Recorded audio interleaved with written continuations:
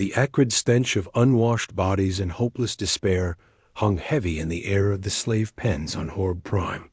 The walls, sweated with condensation, the stones damp and slimy to the touch, and the groans of the broken seemed to seep from the very rock itself. In the deepest corner of a cramped cell, Runa sat with her knees pulled tightly to her chest, arms locked around them, as though by holding herself she could somehow shrink into nothingness. Her cerulean skin, once luminous in the twin suns of her homeworld, was smeared with grime, and her crimson hair hung in tangled mats, its natural luster buried beneath years of neglect. To any who glanced her way, she looked like another hollow-eyed wretch, a prize fallen into ruin. Yet inside her chest a fragile ember burned, small but stubborn, a secret place no chain could reach. The Kellians had once been, celebrated across the stars for their beauty and grace, courted by nobles and admired by artists who called them the muses of living flesh. But for Runa, that gift had been a curse. She had been only a child when the raiders stormed her village, her cries swallowed by the roar of ships lifting her from everything she had known. In the years that followed, she had been bought and sold across a dozen worlds, paraded as ornament, toy, and tool. Every master had tried to erase her, to grind her spirit into dust beneath their whims. And yet she had endured. Each lash, each cruel word, each degrading command had left scars. Yes, but somewhere beneath them all, she remained herself. A rumble of heavy boots in the corridor pulled her from her silence. She stiffened, heart leaping against her ribs. A guttural voice barked orders in a tongue she didn't understand, and the screech of her cell door tore through the gloom. The Gamoran guard that filled the frame was all bulk and malice, his porcine face twisted in a leer as he jabbed a clawed hand toward her. "On your feet, Shuda. The master demands your presence." His words were a sentence, not an invitation. Her legs trembled as she pushed herself upright, iron shackles rattling as she moved. The guard seized her by the arm with a grip meant to bruise, dragging her into the dimly lit corridor. The other slaves did not look at her as she passed. Some stared at the floor, others turned their faces to the walls, all unwilling to witness what became of those summoned. At the end of the passage loomed an ornate door, a grotesque flourish amid decay. It bore the sigil of the herd, an obscene tangle of shapes that seemed to sneer at those who beheld it. The guard pounded a fist against the metal, and after a moment a narrow slit slid open. Eyes bulged from the darkness behind it, and then, satisfied, the locks thudded aside. The door swung wide, spilling Runa into heat, and a miasma of sickly sweet musk got the audience chamber of Greer. The herd was an opulent cavern, thrumming with music and chatter, filled with silks, jewels, and sycophants. All eyes shifted as the guard shoved her forward until she stumbled to her knees before the dais. The herd dominated the chamber, his swollen, slug-like bulk sprawled across cushions of green flesh, his orange eyes glittering with grotesque amusement. His voice boomed, thick with mockery. "Ah, my sweet new morsel, come closer. Let me look upon you." A pudgy hand tipped her chin up, the sharp nail biting her skin as his gaze devoured her. "Exquisite," he rumbled. "You will make a fine addition to my harem. But first—" His lips peeled back in a grin slick with drool. "You must be trained, broken. I will savor watching the fire fade from your eyes." Fear surged through Runa, bitter and cold, but she swallowed it back, pressing the ember deep within. They had tried to snuff her out before, and still she endured. Chains could drag her body, and monsters could touch her flesh, but her soul was her own. Greer's laughter rolled over her like filth, but in her silence she whispered a vow to herself. She would endure. She would survive. And somehow, someday, she would be free. The garden smelled of honeyed flowers and crushed spice, but to Runa, the cloying perfume was another mask for cruelty. Lanterns of bioluminescent glass floated between the branches of engineered trees, their petals glowing with a soft, artificial shimmer. The air was too warm, too sweet, designed to lull the senses. It was called the Pleasure Garden, but the name was a lie. It was no paradise. Only a gilded cage where spirits were bent until they snapped. Varlo, the Duro trainer, walked at her side, whip coiled in his long fingers like a serpent waiting to strike. He was tall and thin, skin a pale bluish gray, his eyes narrow and cold with calculation. There was no heat of passion in him, no gloating laughter like Greer's, only the clinical detachment of a craftsman shaping clay. "You'll learn quickly," he said, his voice low and rasping, "or you'll learn painfully. I prefer the first, but I don't much care which." Runa said nothing. Chains still bound her wrists, clinking with each step as she was led deeper into the garden. They passed other figures, slaves draped in silks, some laughing with hollow eyes, some kneeling perfectly still, their faces blank masks. Runa recognized the signs at once. People who had been hollowed out, their inner fire stamped flat. Varlo's successes. They reached a clearing at the heart of the garden. A ring of posts sunk into the soil like the remnants of some ancient execution ground. Vines crept over the posts, fragrant flowers blooming as though mocking what took place here. Varlo chained her to the center post, securing her arms above her head.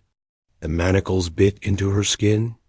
He stepped back, appraising her as one might examine a beast at market. "Beautiful," he murmured, almost with professional admiration. "Greer will want your spirit broken, but not your flesh. I'll teach you to smile when you want to scream, to bow when you long to strike. In time, you'll thank me for it." He drew the whip from his robes, and with a flick of his wrist it uncoiled, humming faintly with neuronic charge. The first lash seared across her back, white-hot pain arcing through every nerve. Her body arched against the bonds, but her lips pressed into silence. Varlo's mouth curled in a thin smile.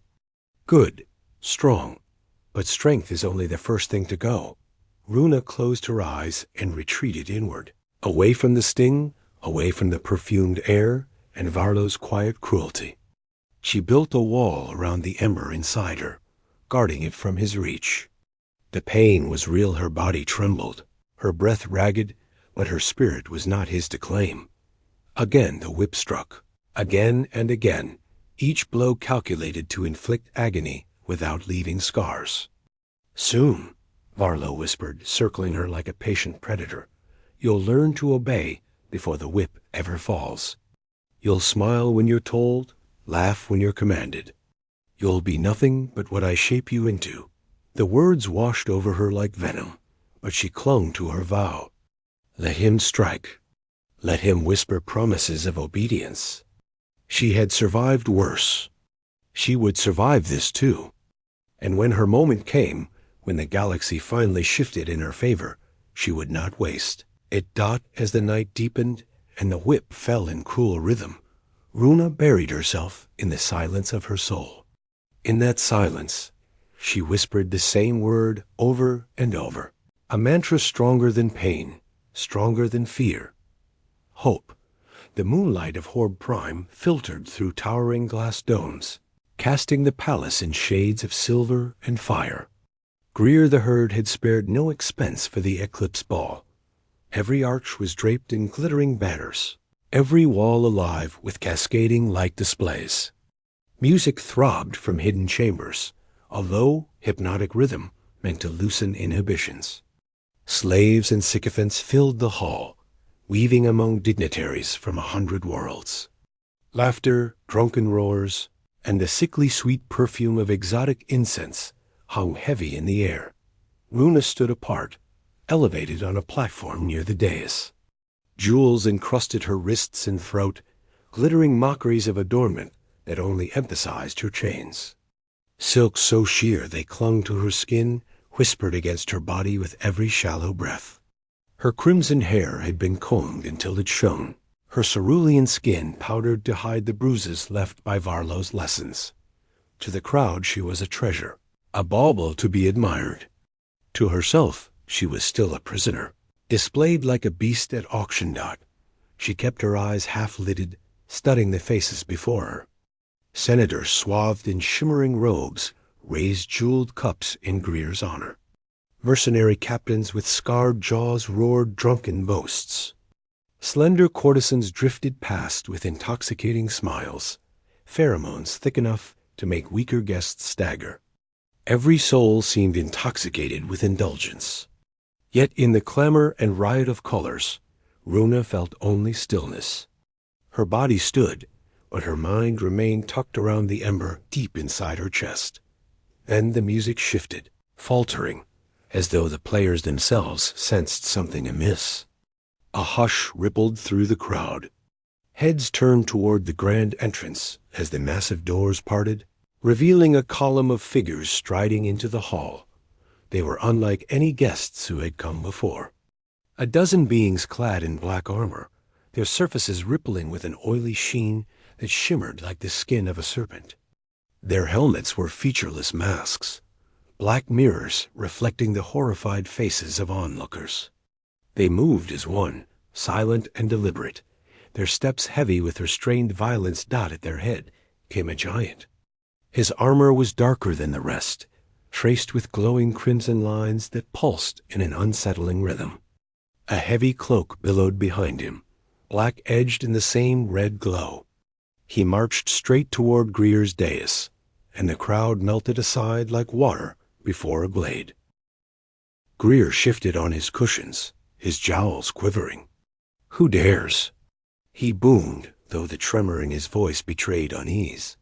The giant's voice rang out, harsh and metallic, a rasp that seemed dredged from a machine's throat. "I am Commander Karak of the Black Legion. I come bearing an offer from my master." The name carried through the chamber like a curse. Whispers rose at once. The Black Legion, the phantom army said to strike without warning, to destroy entire outposts overnight. Some claimed they were myth.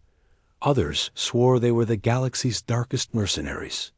Now they stood in flesh and steel before Greer's throne. "I speak for Kareth the Unyielding," Karak continued. "He wishes to engage your services, Herd. A trade. Artifacts for worlds, dozen prime worlds, untouched and ripe for exploitation." A ripple of astonishment rolled through the guests. Even Greer, greedy and swollen, seemed momentarily shaken. His bulbous eyes gleamed with avarice, his thick lips pulling into a leer. "An intriguing proposition," he rumbled. "But I must consider." Karak inclined his head, stiff as a blade. "Deliberate, then. My men will partake of your hospitality until the morrow." With that, he turned, cloak sweeping behind him. As he strode past the platform where Runa stood, his helmet swiveled ever so slightly. She felt the weight of his unseen gaze fall upon her, cold and unyielding as iron. Her breath caught, her skin prickling. For one frozen instant, she was sure he could see past her jewels, her silks, her chains straight into the ember she kept hidden. And then the moment was gone. Karak turned away, swallowed by the crowd as his soldiers dispersed like shadows into the revelry. Runa exhaled slowly, trembling. The music resumed, louder, wilder, desperate to drown the unease. Yet she could not shake the feeling that something had shifted in the air, something vast and terrible. She was still a slave, bound in silk and gold, but instinct told her she had just glimpsed the first tremor of a storm that would shake the galaxy. The night sky above, Horg Prime bled silver as the moons aligned, their glow spilling through the palace's glass domes like a crown of light. Inside, the eclipse ball roared to a fever pitch.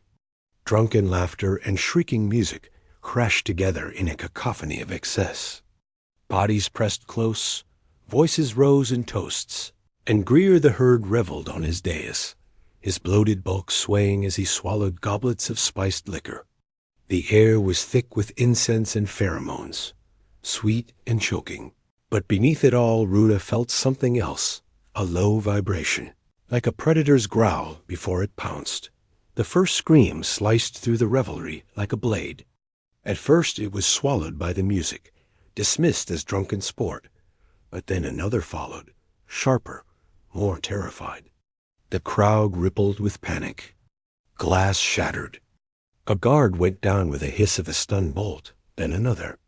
From every towering entrance, the Black Legion poured into the hall, their armor absorbing the light, their rifles raised with clinical precision. Chaos erupted. Nobles shrieked, trampling one another as they fled. Musicians abandoned their instruments, their songs breaking into discordant wails. The Legion moved like a tide, efficient and merciless. Stun charges snapped across the chamber, dropping bodies before they could cry out. Nets of electric weave ensnared Greer's guards, pulling them down thrashing and screaming. Runa stood frozen on her platform, chains rattling as her chest heaved. The world tilted around her, noise swelling into thunder, but her eyes locked on the figure at the center of the storm. Commander Karak strode through the chaos, a black colossus with red lines pulsing across his armor. In his hand, he carried a stun baton that cracked with raw energy. With each gesture of his gaunted hand, slaves were freed, sycophants beaten aside, guards flung to the floor. He moved like inevitability given form. Then his head turned, visor gleaming, and his gaze found her again.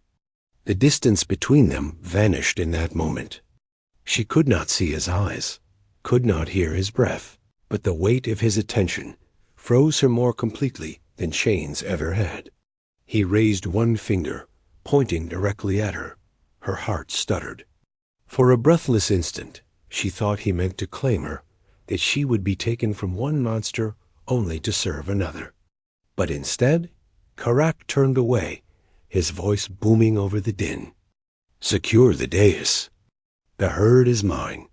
Legion soldiers peeled from the main line, vaulting toward Greer's throne. The slug-like tyrant wailed, dragging trembling slaves before him as a living shield.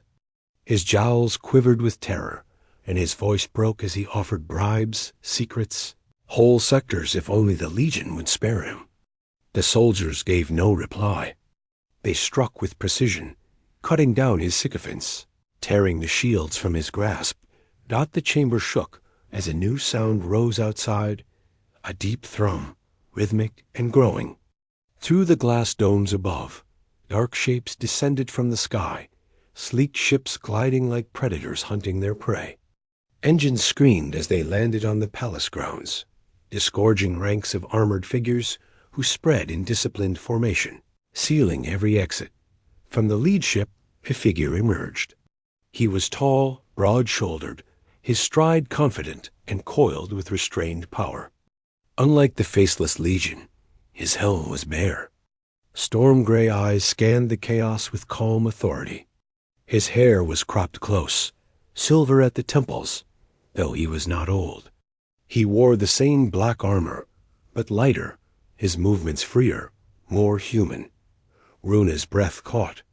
He was human. The newcomer mounted the dais steps with a steady pace, ignoring Greer's babbled pleas. His gaze swept the hall, then landed on her. For the first time in 20 years, someone looked at her not as an object, not as a prize, but as a person. His expression shifted, just for a heartbeat, to something softer. Compassion, recognition. Then it was gone. Replaced by a mask of command. He turned to Karak, his voice a deep baritone that cut through the pandemonium like steel. "Commander, secure the prisoners. Free them all." And in that instant, Runa understood. These men were not mercenaries, not raiders. They were here to end the reign of the herd. The chains around her wrists felt suddenly weaker, the ember in her heart roaring back to life. Salvation had walked through the fire, and he had looked at her as if she mattered. A great hall of Greer the herd lay in ruin. Stunned guards sprawled across the marble floors, their weapons scattered like broken toys. Nobles huddled against the walls, stripped of their finery's protection, and the air reeked of fear and smoke where incense braziers had been overturned. Above it all came the muffled sobs of freed slaves, confusion and hope roaring in their voices as they were herded gently toward safety by the black-armored soldiers.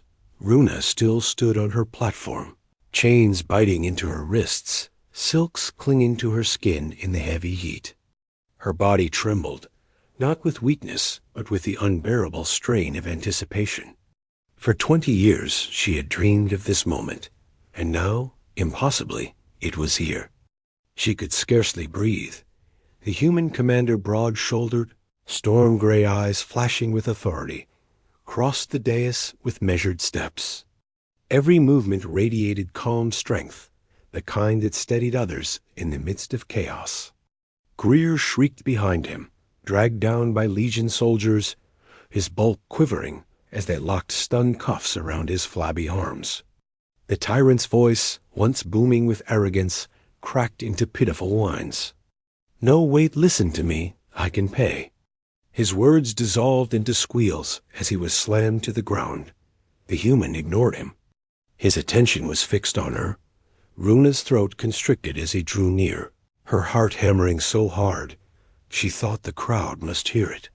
He stopped before the platform, close enough that she could see the faint lines at the corners of his eyes, marks of a man who had seen too much, but had not let it harden him into cruelty. He reached up, and with a hiss of pressure, his helmet came free. The sight struck her like lightning. He was stunning.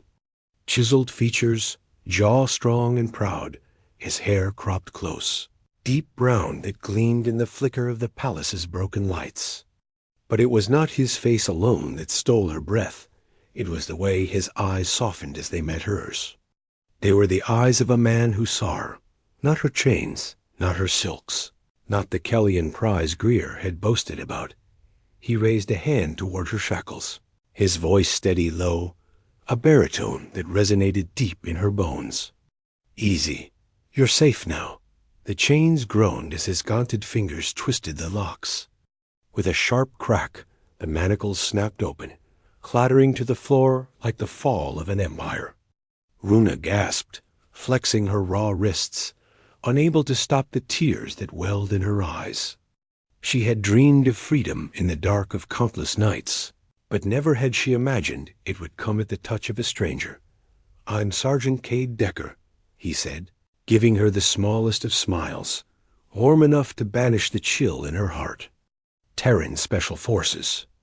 "What's your name?" She swallowed hard. Her voice came out cracked, trembling, but proud. "Runa." His smile widened, crinkling the corners of his eyes. "Runa, beautiful name. For a beautiful woman." The words landed like a blow and a balm all at once. No one had ever spoken of her like that, not as a possession, not as a prize, but as a person, with reverence and sincerity. Her cheeks flushed, and she felt something shift inside her, a tectonic rearrangement of her very soul. For so long she had been chained in body and spirit. Now, with one simple truth spoken by this man, she felt her heart surge toward the light. She realized, with sudden clarity, that her life had changed forever. Cade extended his hand, palm open. "Come on, let's get you out of here. You're free now." Runa stared at that hand, the hand of a soldier, a stranger, a human. Chains still lay scattered around her feet, but none bound her anymore. Slowly, almost fearfully, she placed her hand in his. His grip was firm but gentle, a promise more than a command. He guided her down from the platform, and for the first time in decades, her feet touched the floor as a free woman. Around them, the hall was alive with the cries of liberation. Slaves embraced one another, voices rising in disbelief and joy. Soldiers moved with efficient kindness, guiding the broken toward the waiting ships. Greer's wails dwindled as he was dragged away, his reign of cruelty ending not with grandeur, but with a whimper. But for Runa, The galaxy had narrowed to the man beside her. The ember she had guarded all her life flared into flame, fed by the impossible truth that this soldier had seen her, freed her, and called her beautiful. Her heart whispered what her mind could barely grasp. She would follow him anywhere, into darkness, into fire, into whatever future awaited, hand in hand. They walked through the wreckage of a tyrant's empire toward the doors that led to the night sky. For Runa, each step felt like the first of her life. The Terran fleet was a world in motion. After the storm of battle, the ships became hives of controlled chaos. Medics rushing stretchers down narrow corridors, engineers cursing as they coaxed battered systems back to life, officers shouting orders over the din of clattering boots and humming engines. Yet for all the noise and urgency, there was something different in the air, something Runa had never breathed before. It was not fear, not degradation. It was purpose. She sat on a medical cot, the sterile glow of a scanner sweeping across her bruised wrists. The Terran medic worked quickly, murmuring instructions to an assistant, his hands steady, his eyes kind but businesslike. It stunned her how easily these soldiers treated her as if she were worth their care, worth their time, worth saving. Cade never left her side. He stood nearby, helmet tucked under one arm, still in his battle-worn armor. His presence was like an anchor, steady and unshakable. Every so often, when the medics shifted position, his eyes met hers, and a flicker of reassurance passed between them.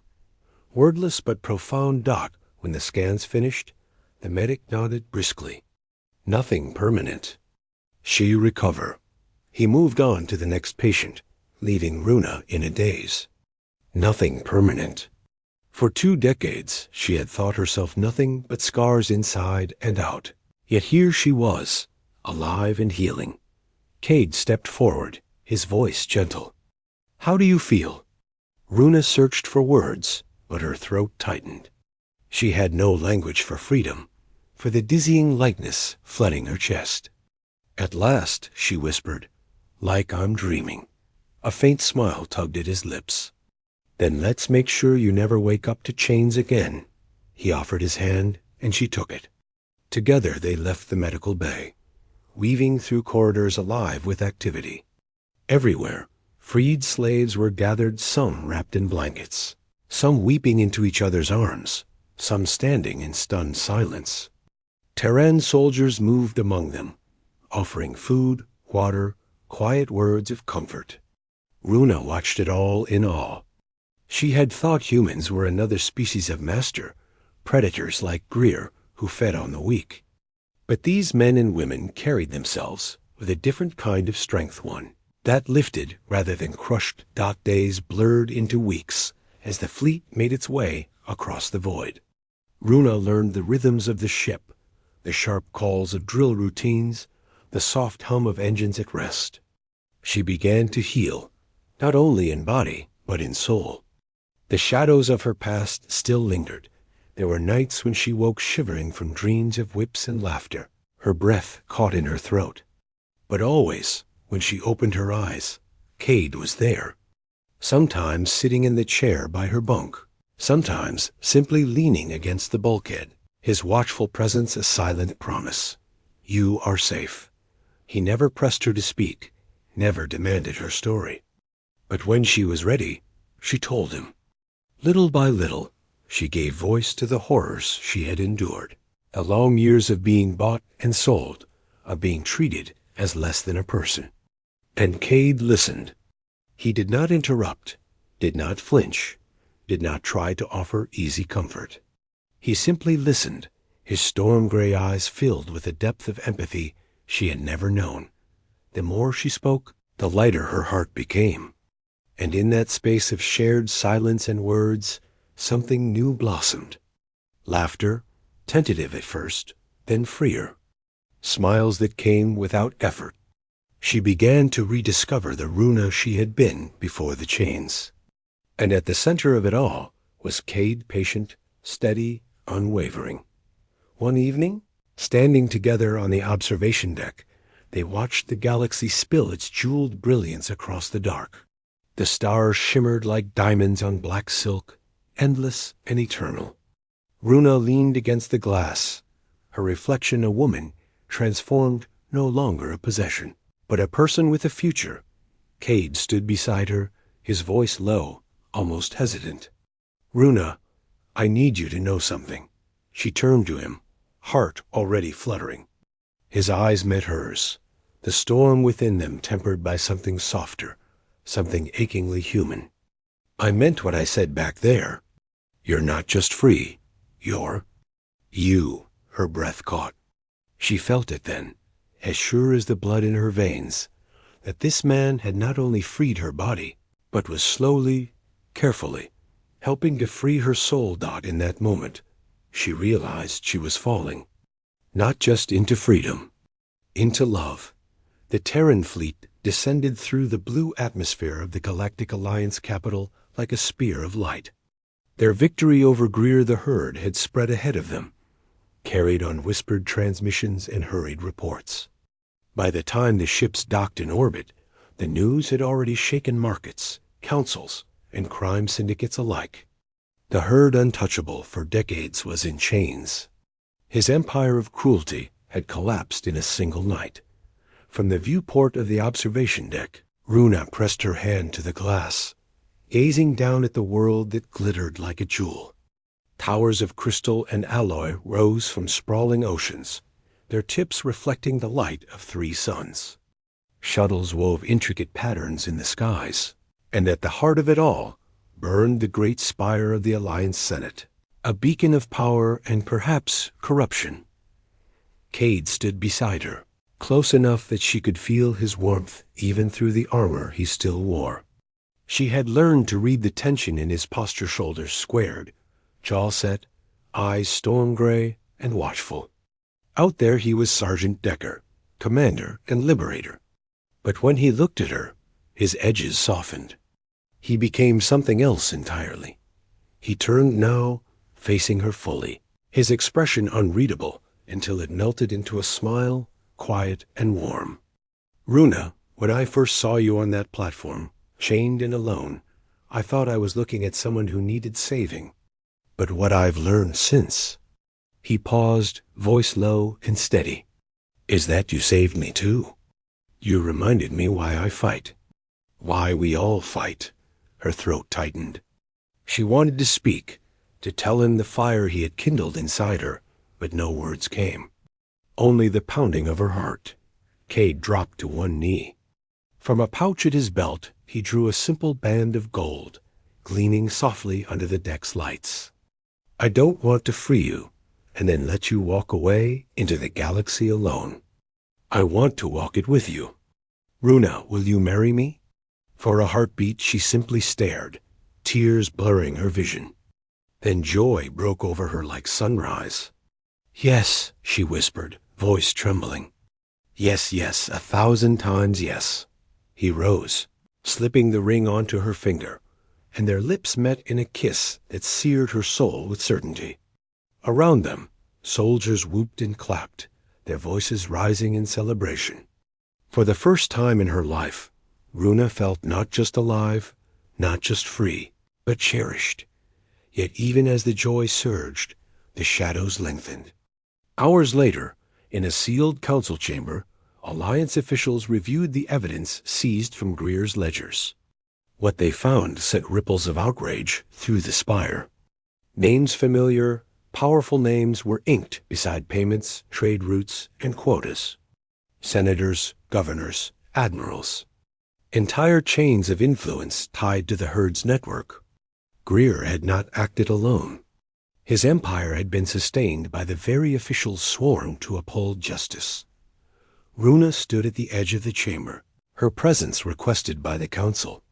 Her testimony was crucial, for she had lived the nightmare those documents only hinted at. And as she spoke calm, steady, her voice carrying 20 years of survival into the cold light of truth, the chamber fell silent. Here was not a trembling slave, but a woman who had endured the worst and still stood. Her words became a weapon sharper than any blade. When she finished, she felt Cade's hand slip into hers, grounding her.